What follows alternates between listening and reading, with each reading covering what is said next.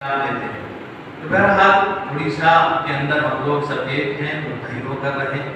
जैसा कि कोई भी मसला पेश आए हमारी तरफ से एक आवाज़ हो, और जैसा कि कोई मसला ईमान शरिया का हो, मसाइल हो, और जैसा कभी बात ये आई कि शूरा के बनने के बाद हर ज़िले के अंदर इंतखाबात होंगे, वहाँ के ज़िम्मेदार तय किए जाएंगे और दारुल क़ज़ा का क़याम होगा। वहाँ भी जो फैसले जैसा कि हम आपस में उसको हल करेंगे।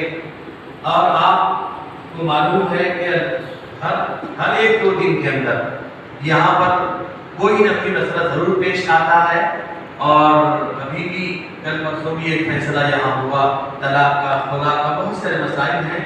और अल्हम्दुलिल्लाह हमारे सामने मुफ्ती आज़म इमारत शरिया का भी इंतखाब अमल में आया है। हजरत क्योंकि इसमें हजरत हमारे बड़े हैं, हम हजरत के मातहत चलेंगे इंशाअल्लाह। तो मैं सबसे पहले दरख्वास्त करूँगा कि जैसा कि हमारे सामने ये बात आई है कि अमीर शरीयत उड़ीसा के तौर पर हजरत मौलाना मोहम्मद फारूक साहब के नाम का इंतखाब हुआ, तारीफ भी हो गई।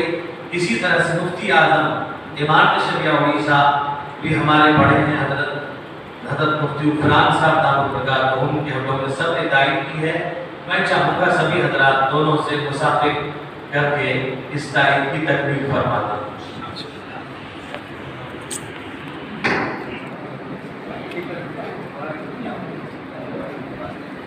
माशाअल्लाह।